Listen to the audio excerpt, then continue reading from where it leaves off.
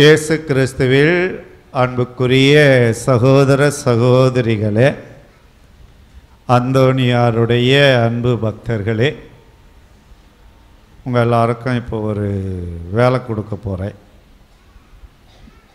அந்தோனியார் உங்களுக்கு நிறைய அற்புதங்கள் செஞ்சுருக்கிறார் இல்லையா?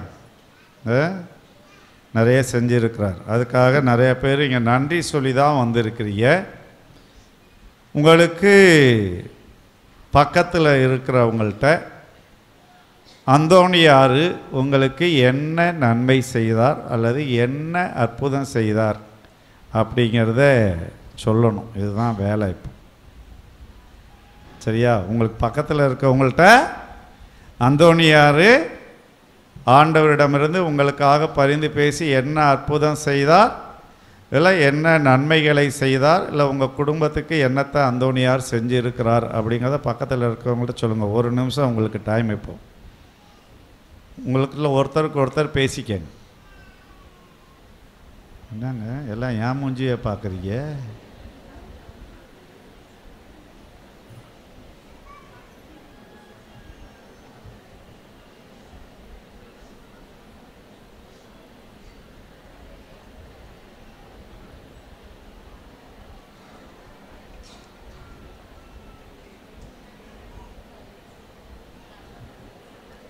நிறையா பேர் என் மூஞ்சியே பார்த்துட்ருக்குறாங்க. பக்கத்தில் இருக்கவங்கள்ட்ட அந்தோனியார் என்ன சொன்னான்னு சொல்லுங்கன்னு.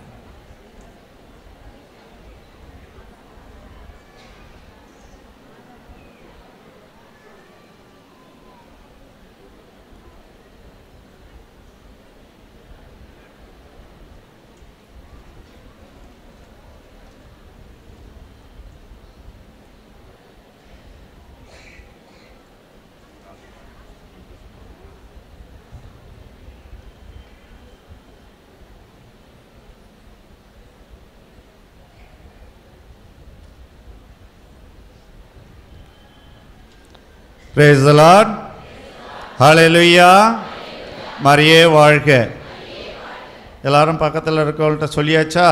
சரி. இப்போது இன்னைக்கு வாசித்த ஒரு இறை வாசகங்களிலிருந்து ஒரு வாசகம் வாசிக்கிறேன். அதுக்கு அர்த்தம் புரியுதான்னு பாருங்கள்.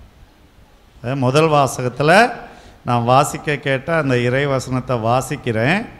உங்களுக்கு அந்த இறை வசனத்துக்கு அர்த்தம் புரியுதான்னு பாருங்கள்.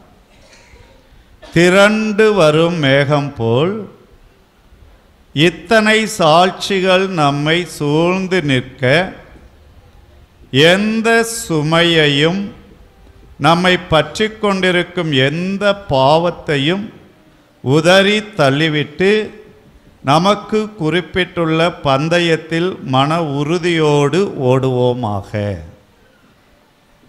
அர்த்தம் புரியுதா? அர்த்தம் புரிஞ்சவங்களாம் கை தூங்க பார்ப்போம்.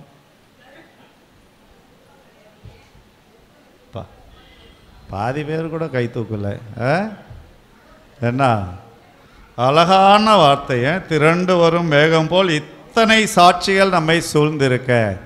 ஒருத்தரும் இப்போ சாட்சி சொன்னீங்க. உங்களுக்கு பக்கத்தில் இருக்கிறவங்களுக்கு கோடி அற்புதர் அந்தோனியார் வழியாக கடவுள் உங்களுக்கு என்ன நன்மை செய்தார், என்ன அற்புதம் செய்தார்னு பக்கத்தில் ஒருத்தரும் பக்கத்தில் இருக்கவங்களுக்கு சொல்லிக்கிட்டீங்க. இங்கே ரெண்டு பேர் ஒருத்தருக்கு ஒருத்தர் மாற்றி சொல்லிக்கிட்டீங்க. ஒருவேளை எல்லாரும் ஒருத்தருக்கு ஒருத்தர் சொல்லணும் அப்படின்னா நேரம் பத்தாது. சரியா? அப்போது ஒவ்வொருத்தருக்கும் இந்த விசுவாச சாட்சியத்தை நீங்கள் சொல்லி இருக்கிறீர்கள். இவ்வளவு சாட்சிகள் நிறைந்து இருக்குது நம்ம வாழ்க்கையில். இந்த இறை வசனத்துக்கு அர்த்தத்தை முழுமையாக புரிந்து கொள்ள வேண்டும் என்றால் நீங்கள் எபிரேயருக்கு எழுதிய திருமுகம் 11வது அதிகாரத்தை முழுமையாக வாட்சி பார்த்துருக்கணும். ஒரு வேளை கடந்த வாரத்தில் ஒழுங்காக திருப்பலிக்கு டெய்லி போயிருந்தீங்கன்னா இந்த எபிரேயருக்கு எழுதிய திருமுகம் வரிசையாக படிச்சுட்டு வந்தோம். 11வது அதிகாரம் நேற்று வரைக்கும். இன்றைக்கி 12வது அதிகாரத்தை ஆரம்பிச்சிருக்கிறோம். சரியா? அதில் என்னன்னா அபிரகாம் நோவா காலம் தொடங்கி அபிரகாம் காலத்தில் இருந்து எவ்வளவு நம்பிக்கையோடு செயல்பட்டார்கள் என்பதெல்லாம் நமக்கு சொல்லப்படுகிறது. இப்போ உங்களுக்கு அந்த நம்பிக்கையை விதைப்பதற்காக உங்கள்கிட்ட ஒருத்தர் அந்தோனியார் செய்த அதிசயங்கள், அற்புதங்கள், கொடுத்த நன்மைகளை பகிர்ந்து கொள்ள சொல்லி இவ்வளோ சாட்சியம் நமக்கு சூழ்ந்து நிற்கின்றது. இன்றைக்கு இந்த மேல்நாரியப்பனூர் அந்தோணியார் கோயிலுக்கு இவ்வளவு பேர் வந்திருக்கீங்கன்னா நீங்கள் சான்று பகர்வதற்கு வந்திருக்கிறீர்கள், சாட்சி சொல்லுவதற்கு வந்திருக்கிறீர்கள், உங்களுடைய நம்பிக்கையை வெளிப்படுத்துவதற்கு வந்திருக்கிறீர்கள். இதுக்காக தான் வந்திருக்கிறோம் இல்லையா? அதுதான் இந்த இறைவசனம் சொல்கிறது, திரண்டு வரும் மேகம் போல் இத்தனை சாட்சிகள் நம்மை சூழ்ந்து நிற்க எந்த சுமையும், இவ்வளோ சாட்சி இவ்வளோ அற்புதங்கள் நமக்கு வாழ்க்கையில் சூழ்ந்து இருக்கும்போது எந்த சுமைகளோடு வந்திருக்கிறோன்னு சொல்கிறோம், கஷ்டத்தோடு வந்திருக்கிறோம், கண்ணீரோட கவலையோடு வந்திருக்கிறோன்னு சொல்கிறோம். என்ன அடுத்து, நம்மை பற்றி கொண்டிருக்கும் எந்த பாவத்தையும், எவ்வளவோ பாவம் நம்மை பற்றி கொண்டிருக்கிறது இல்லையா? பேராசை இருக்குது. என்ன, என் பையன் சம்பாதிக்கணுன்னாக்கா படித்து முடித்தோன்னே எத்தனை லட்சத்தில் சம்பாதிக்கணும்?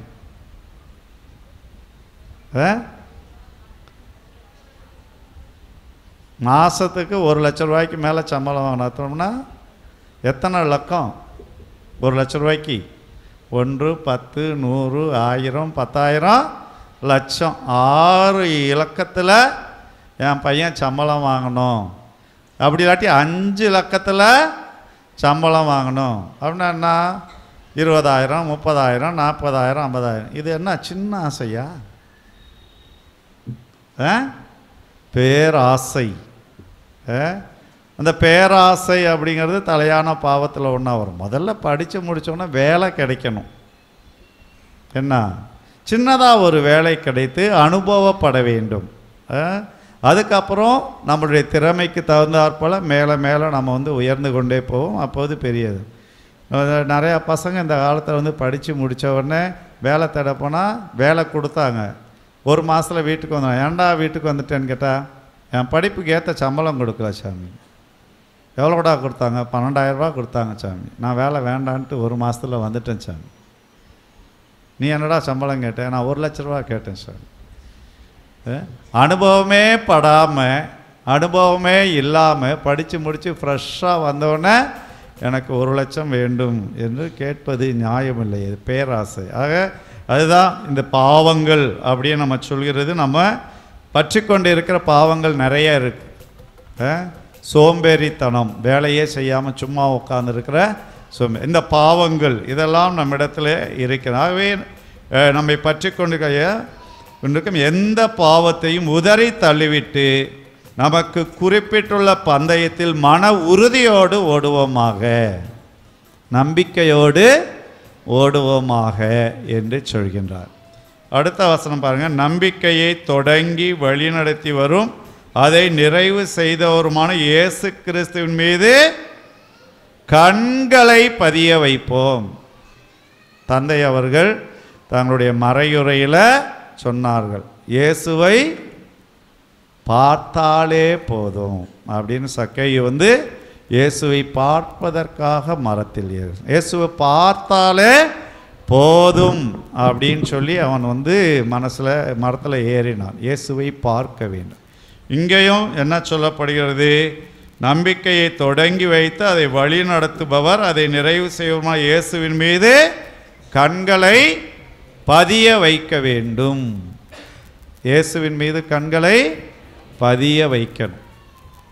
ஒரு நிமிஷம் யோசிச்சு பாருங்கள், இயேசுவின் மீது நம்மெல்லாம் கண்களை பதிய வைத்திருக்கிறோமா?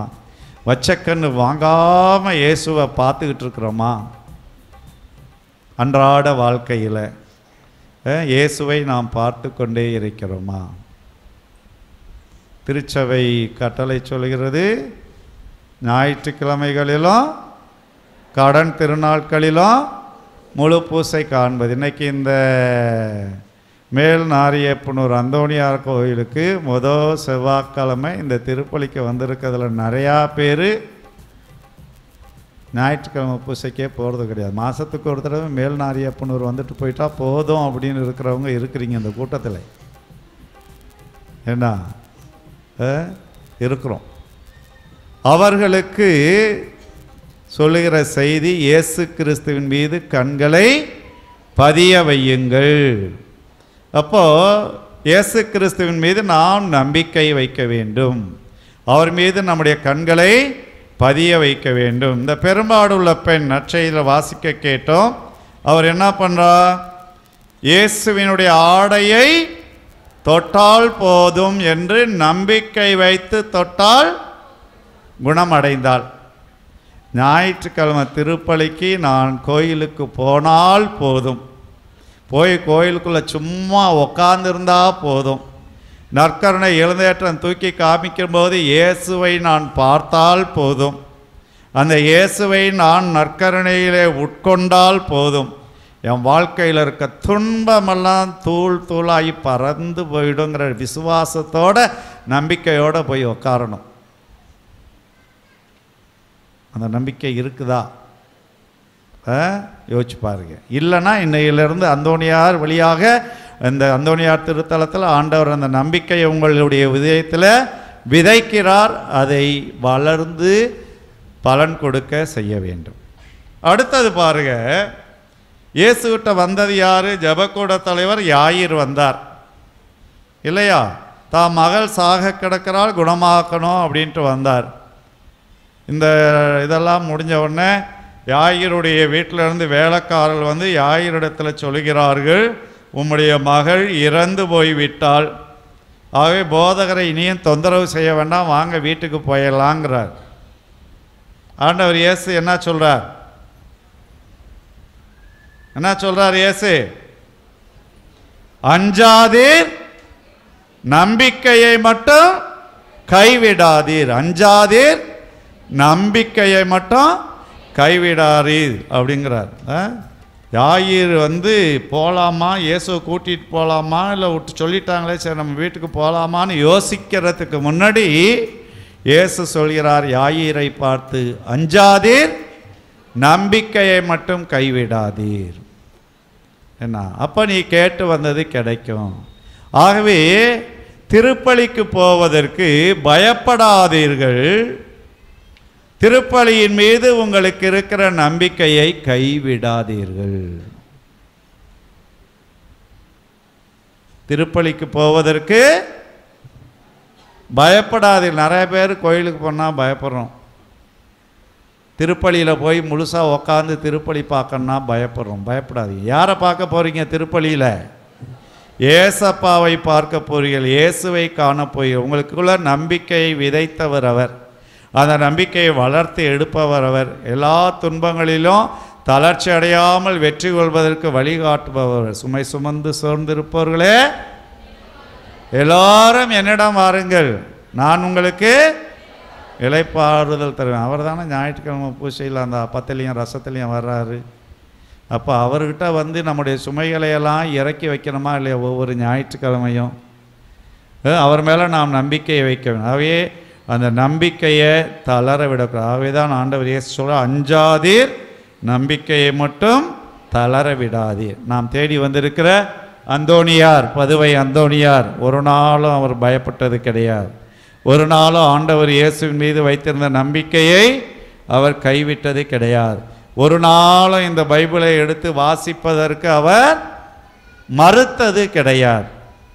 அதனால் அந்த அந்தோணியாருடைய பக்தராக இருக்கிற நம்மெல்லாம் அந்தோணியார்ட்டிருந்து கற்றுக்க வேண்டிய ஒரு பாடம், அந்தோணியார் எவ்வளவு நம்பிக்கையோடு இறை வார்த்தையை தூக்கினார். இந்த இறை வார்த்தை அப்படிங்கிறது கடவுள். இறை வார்த்தையில் கடவுளுடைய பிரசன்னம் இருக்கிறது. பைபிளை தூக்குனீங்கன்னா யாரை தூக்குறீங்க? கடவுளை தூக்குகிறீர்கள். பைபிளை தூக்குனீங்கன்னா ஏசப்பாவை தூக்குகிறீர்கள். அந்தோணியார் பைபிளை தூக்குனார், அவர் கையில் இயேசு குழந்தை வந்து தவழ்ந்தார். அதுபோல் நீங்கள் பைபிளை தூக்குகிற போது இயேசுவை தூக்குகிறீர்கள். பைபிளை படிக்கிற போது கடவுள் உங்களோடு பேசுகிறார். இந்த நம்பிக்கையில் நாம் நிலைத்திருக்க வேண்டும். அப்போது எந்த அச்சமும் இல்லை, எந்த பயமும் இல்லை, எந்த துன்பமும் இல்லை, எந்த துயரும் இல்லை, எந்த கண்ணீரும் இல்லை. இறைவன் எல்லாவற்றிலும் நமக்கு ஆறுதல் கொடுப்பார், எல்லாவற்றையும் நிறைவாக கொடுப்பார். மத்தேயு நற்செய்தி 6வது அதிகாரத்தில் கவலை வேண்டாம் அப்படின்னு ஒரு பகுதி 25 34 முடிய உள்ள இறைவசனம். அதில் 33வது இறைவசனம், யோவான் இது மத்தேயு 6:33. சரிங்களா? அனைத்திற்கு மேலாக அவரது ஆட்சியையும் அவருக்கு ஏற்புடையவற்றையும் நாடுங்கள், அப்போது இவை யாவும் உங்களுக்கு சேர்த்து கொடுக்கப்படும். எல்லாத்துக்கும் மேலா கடவுளுக்கு ஏற்புடையவராக வாழுங்கள், கடவுளுடைய அரசாட்சிக்குள்ள வாழ்வதற்கு முயற்சி செய்யுங்கள். நீங்கள் எந்த வேண்டுதலையெல்லாம் கேட்டு இங்கே வந்திருக்கீங்களோ அத்தனையும் கடவுள் உங்களுக்கு கொடுப்பார். அதற்காக அந்தோனியார் உங்களுக்காக பரிந்து பேசி ஜெபிப்பார்.